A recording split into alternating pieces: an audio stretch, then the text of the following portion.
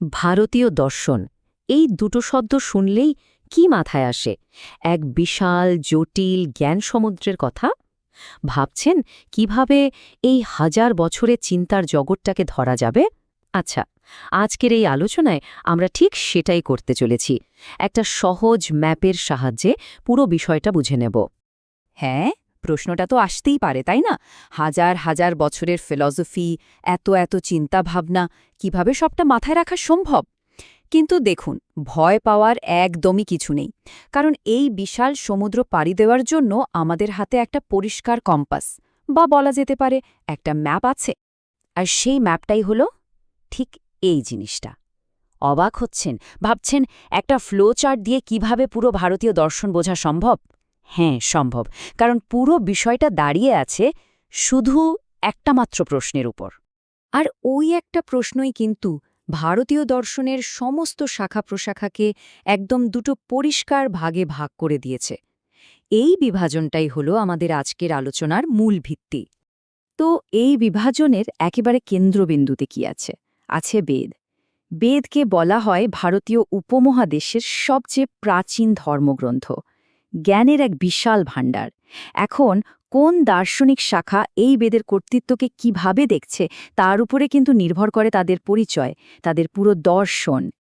এই স্লাইডটা একটু ভালো করে দেখুন, তাহলে এই ব্যাপারটা জলের মতো পরিষ্কার হয়ে যাবে।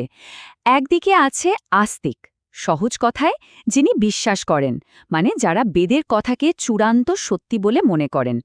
আর ঠিক তার উল্টো দিকে আছে নাস্তিক, মানে যিনি বিশ্বাস করেন না। এরা বেদের কর্তৃত্ব মানেন না, বরং নিজের যুক্তি আর উপলব্ধিকেই বেশি গুরুত্ব দেন। ব্যাস, এটাই হলো ভারতীয় দর্শনের প্রথম আর সবচেয়ে বড় বিভাজন। তাহলে চলুন প্রথমে আস্তিকদের নিয়ে কথা বলা যাক, মানে সেই সব দার্শনিকদের নিয়ে যারা বেদের ছত্রছায়া থেকেই নিজেদের চিন্তার জগৎটাকে বিস্তার করেছেন। এই আস্তিক দর্শনকে মূলত ৬টা ভাগে ভাগ করা হয়। নামগুলো দেখুন: সাংখ্য, যোগ, ন্যায়, বৈশেষিক, মীমাংসা আর বেদান্ত। যেমন ধরুন, সাংখ্য জগৎকে পুরুষ আর প্রকৃতির দ্বৈত রূপ হিসেবে দেখে, আবার যোগ সে তত্ত্বের উপর ভিত্তি করেই মুক্তির পথ দেখায়। ন্যায় দর্শন তো প্রায় পুরোটাই তর্কশাস্ত্র বা লজিক নিয়ে, আর বেদান্ত হল উপনিষদের চূড়ান্ত ব্যাখ্যা। মজার ব্যাপার কি জানেন? এরা সবাই বেদকে মানলেও নিজেদের মধ্যে কিন্তু জগৎ, আত্মা বা ঈশ্বর নিয়ে মারাত্মক তর্ক-বিতর্ক করত। আচ্ছা, এবার ম্যাপের অন্যদিকে যাওয়া যাক। এবার আমরা ঢুকব সেই সব চিন্তাবিদদের জগতে যারা কিনা প্রতিষ্ঠিত নিয়মকানুনকে সরাসরি চ্যালেঞ্জ করেছিলেন, খুঁজেছিলেন এক নতুন পথ। নাস্তিক দর্শনগুলোর মধ্যে ৩টে নাম খুব গুরুত্বপূর্ণ: চার্বাক, বৌদ্ধ আর জৈন। চার্বাকরা ছিলেন একেবারে বস্তুবাদী। তাদের মতে যা চোখে দেখা যায় সেটাই সত্যি। বৌদ্ধ দর্শন শেখায় দুঃখ থেকে মুক্তির জন্য অষ্টাঙ্গিক মার্গ, আর জৈন দর্শন জোর দেয় অহিংসা আর অনেকান্তবাদের উপর। এরা সবাই কিন্তু বেদের কর্তৃত্বকে সরাসরি অস্বীকার করেছেন।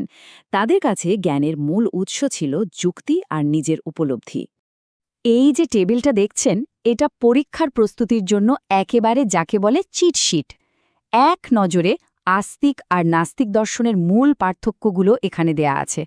তাদের মূল বিশ্বাস কি, তারা জ্ঞান অর্জনের জন্য কোন পথটাকে গুরুত্ব দেয়, আর তাদের প্রধান শাখাগুলো কি কি, সব এখানে পরিষ্কার। এটা মাথায় রাখলে পুরো কাঠামোটা বুঝতে আর কোনোদিন ভুল হবে না। তো মূল ভাগগুলো তো বোঝা গেল। এবার চলুন ভারতীয় দর্শন নিয়ে কিছু খুব কমন ভুল ধারণা ভাঙা যাক। প্রায় দেখা যায় ওয়েস্টার্ন ফিলসফির সাথে তুলনা করে এর ওপর কিছু অভিযোগ আনা হয় যেগুলো আসলে ঠিক নয়। সবচেয়ে বড় যে অভিযোগটা ওঠে সেটা হলো ভারতীয় দর্শন নাকি খুব গোঁড়া, ডগম্যাটিক। এখানে নাকি স্বাধীনভাবে চিন্তা করার বা প্রশ্ন করার কোনো সুযোগই নেই। কিন্তু আসল সত্যিটা কি? সত্যিটা হলো ভারতীয় দর্শনের ভিত্তি হলো যুক্তি, বা যাকে সংস্কৃতে বলে যুক্তি, মানে কঠোর তর্ক। আস্তিক দর্শনগুলো বেদকে মানত ঠিকই, কিন্তু বেদের কথাগুলো প্রমাণ করার জন্য তারা যুক্তির পর যুক্তি সাজিয়েছে। ন্যায় দর্শনের কথা তো আগেই বললাম, ওটা তো পুরোপুরি লজিক বা তর্কশাস্ত্রের ওপরই তৈরি। তাই এই দর্শনকে গোড়া বলাটা একটা বিরাট বড় ভুল।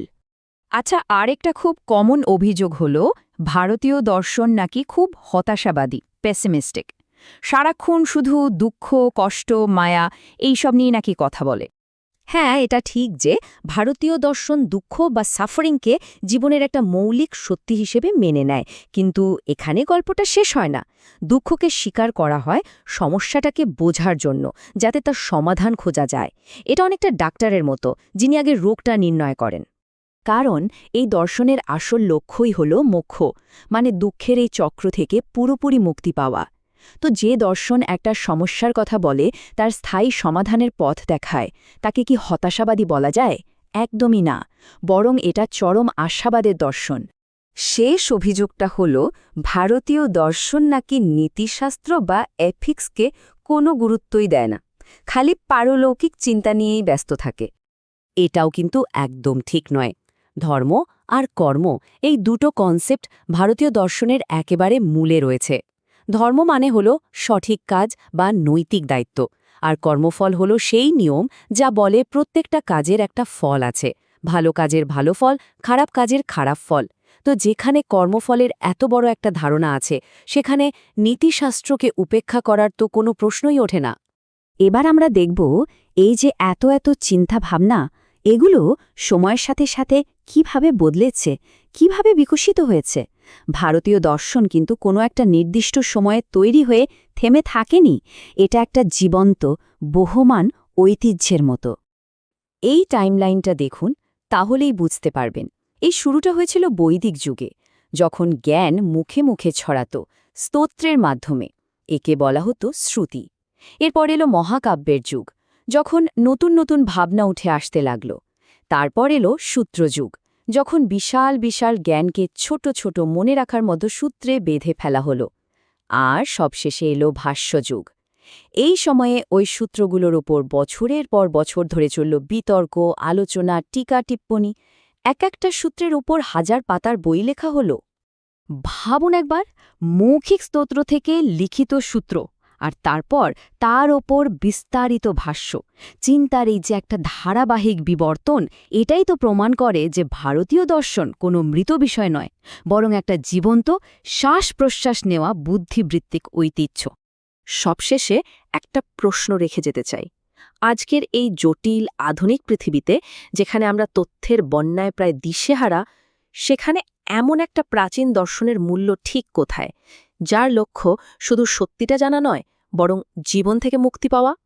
উত্তরটা না হয় আপনারাই ভাববেন।